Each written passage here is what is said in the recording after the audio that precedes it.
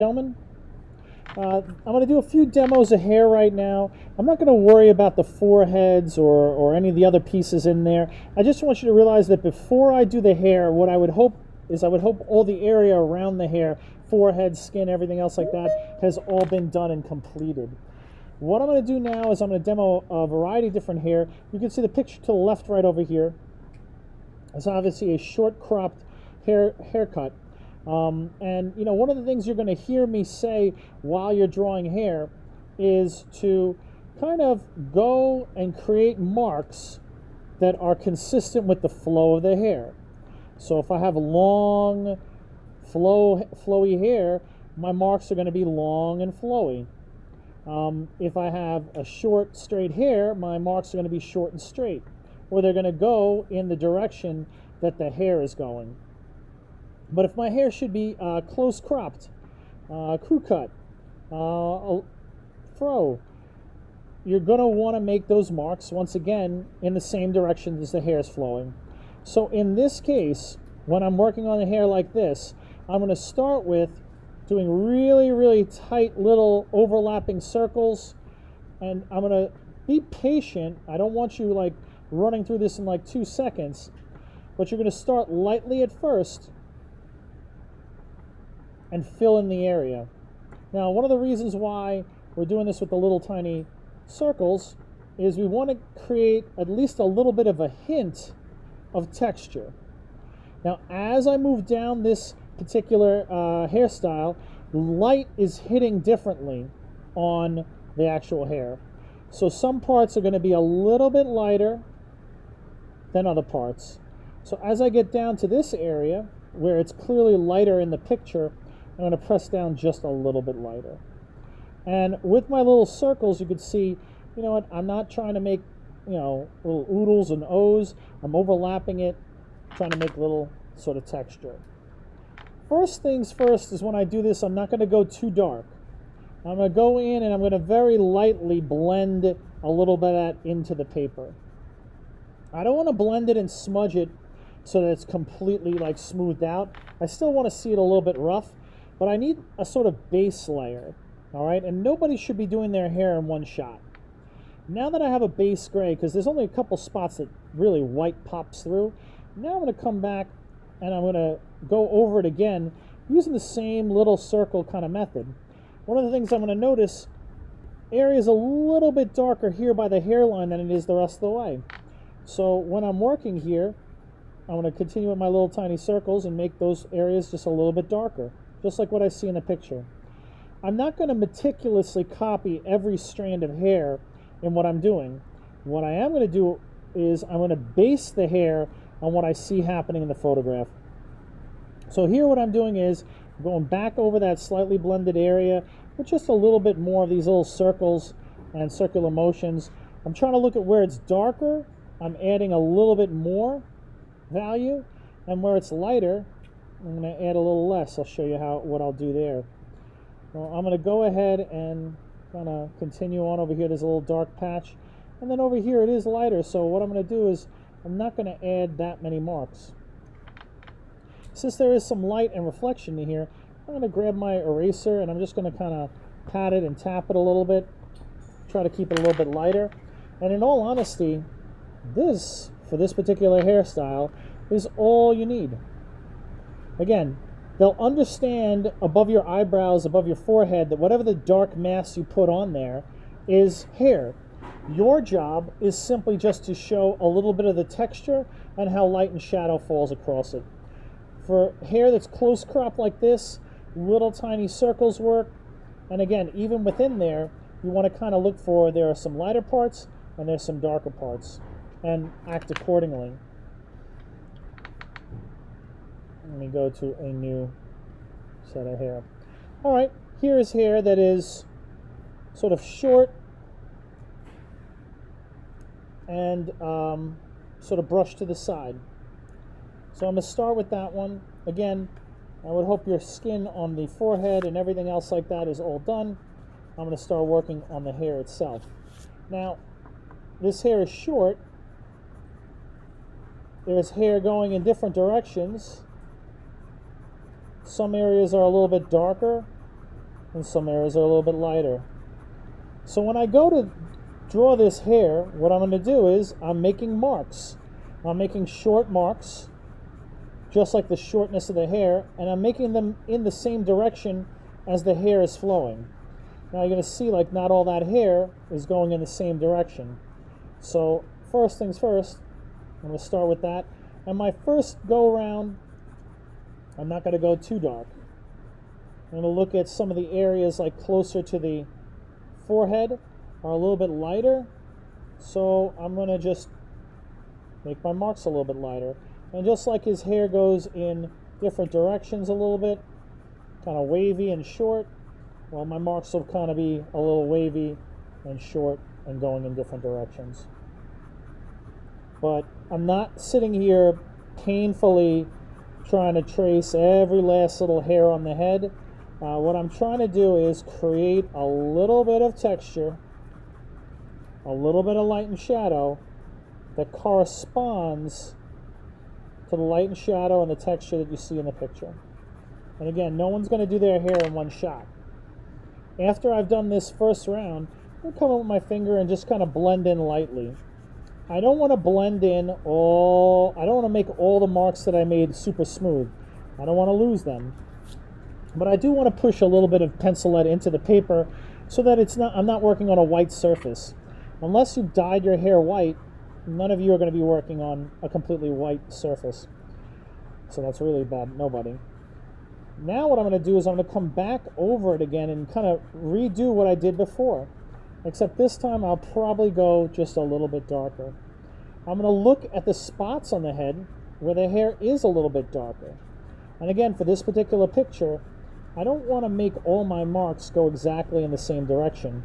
Even if there's a spot that is like sort of jet black, I kind of want to fill in that spot with marks that go generally in the same direction as the hair is flowing. That way I'll create the effect of like texture. I'll also create a little bit of the effect of the light and shadow. Now there are some light marks in here, and what I can do with my eraser is I can come in and I can kind of bring back some light marks. Those marks are not going to look super light. How do you make them stand out? You put a few dark marks right next to them. And if you make a few light marks and add a few dark marks in around it, you'll get that little bit of highlight. And again, I'm not copying the hair exactly, but if this was like a book or a movie, or a book that's being turned into the movie, this is based on a true story. So I'm going by what's in the picture, but then I'm also not copying exactly word for word here. I'm taking a few artistic liberties. So when I look at this particular hairstyle, I have a little bit of a sense, okay, the hair is kind of short, sort of brushed this way, it's a little wavy, it's not exactly like everything's going all in the same direction. The worst thing that you do on a haircut like this is try to make it a little too perfect. Too perfect is going to look like a cartoon character. And then if you want afterwards, you can always put a few little tiny flyaways here and there to kind of make it look a little bit more natural. So that's how I would attack a hairstyle like that. Again, it's not going to be a photo representation of that hair, but what's important is you get the texture, you get a little bit of the value. I'm doing a few little baby hairs on this side. All right, I'll switch over to another set of hair. Something in between what we just did. So this is going to be not really short hair, not super long either, but it's going to be curly, going a lot of different directions. So of the first two that I did, this one is sort of like a blend of the two of them. So just like I did before, hey, listen, the hairs are big curls. Those curls are going in all kinds of different directions. There's a lot of darkness going on in here. The one thing I'll tell you that this is as complicated and as much work as this hair would be, it should be kind of fun at this point, because what I need you to do, what I want you to do is make a bunch of curly sort of shapes, going in the same, all different directions. So when I'm doing this kind of hair, I'm going to build it up in layers. First layer I'm going to do is, just going to have a bunch of curlicues and have them going in different directions. Try to make some a little bit bigger, some a little bit smaller. Try to look to the picture where there's some areas that are slightly darker and other areas are slightly lighter. But a hair like this, we want to get the sense that, okay, I get it. There's a flow to this hair. The flow of it it's sort of erratic. I mean, these are not perfectly permed little curls. These are natural, flowy curls. They're going in all different directions. So I'm going to go ahead and do the same thing when I do my drawing. I'm going to do a lot of flowy curls going in all different directions. I'm going to kind of fill up that area of the paper with a little bit. Now, again, just like I did before, I'm going to come in, I'm going to blend. I'm going to go little circles as I blend. And the goal of blending this is, again, to get rid of the whiteness of the paper. We don't want the paper to be all bright white for this. We don't want to look at the head look like it's just a mess, a tangle, like just a Brillo pad. What we want to do now is we want to kind of go back into this and make some more marks. And this time, we're going to make some of those marks just a little bit darker. Again, we're going to make them going in all different directions. We're going to vary the sizes and the shapes and the directions of it. And we're going to look to the picture and try to look again.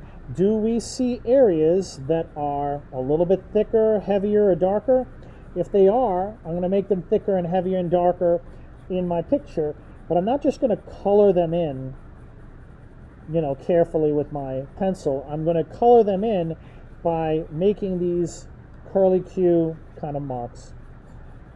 And I want to see some of that texture, but I do want it to, the more even and the more similarly shaped your little circles are, well, the more fake it's going to look.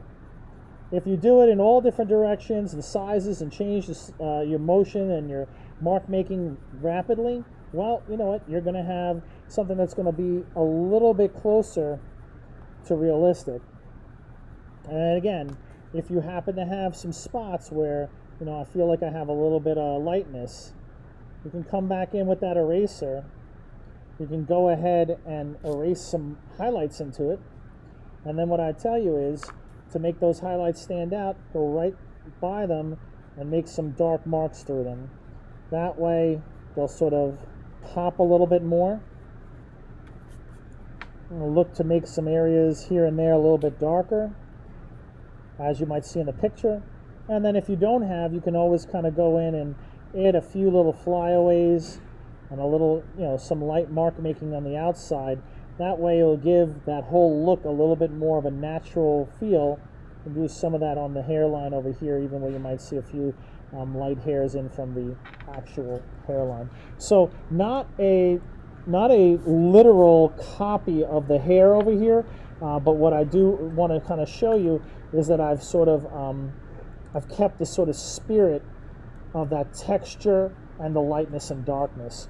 So I lay down my first values. Let me try to get a little bit of glare on the picture here from the windows.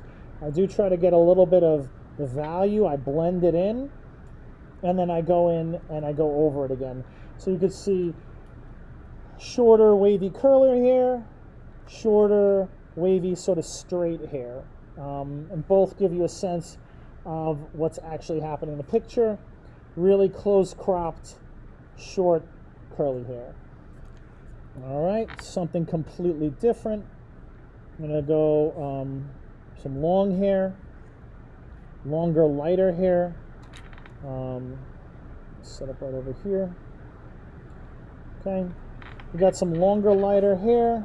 Again, this whole area would have been the eye, the glasses, everything else like that. I would hope that that's all finished by now, or that that's what you're finishing. And now, just like we had a flow to the hair of the curly and the short and wavy and, the really tight, cropped, faded fro. Now we got long hair, light hair, and that means that our marks should be long and light too.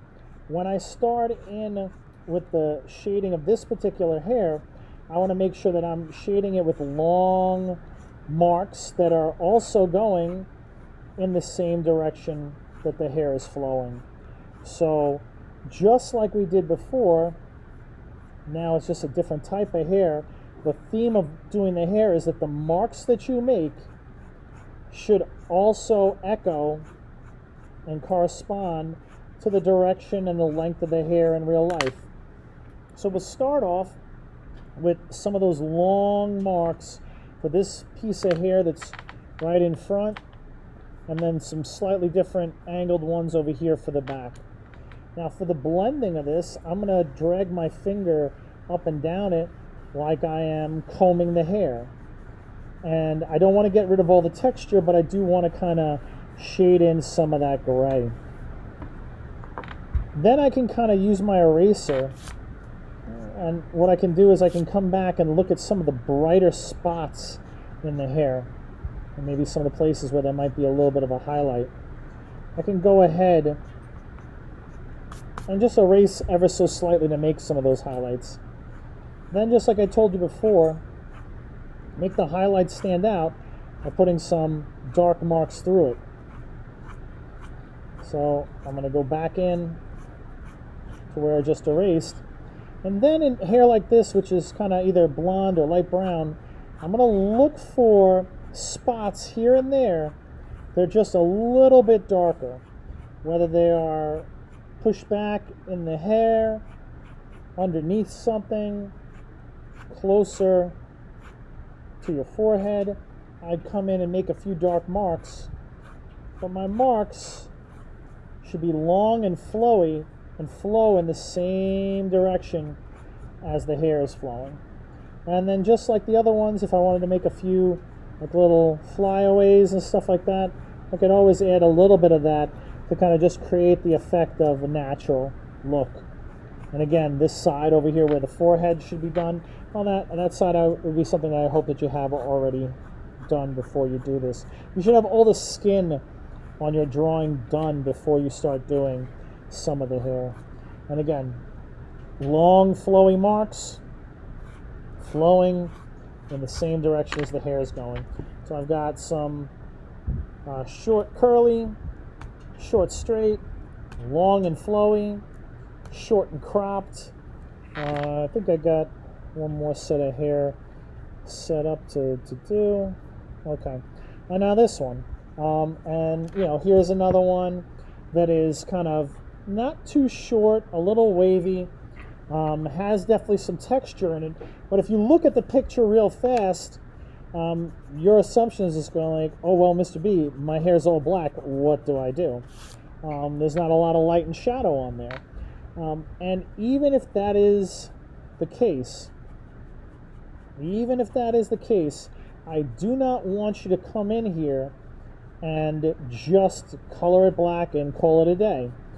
The idea, the difference between the photograph and the drawing is, with the drawing we have, some opportunities to take some artistic or creative license. Now, for this particular hair over here, I would have to kind of lean on, you would have to lean on what you know about your own hair. And that is, it is kind of short and curly, and just like the one I was doing earlier, it's sort of all over the place. What I would tell you for that is that we're going to go about it almost the same way. And even though we're going to make almost all of it really, really dark, we still want to kind of hint and fake in some of this texture. So even though it's all very dark, you might say, well, my hair just looks all black, I got nothing to draw. Still, think about in real life what is going on with your hair.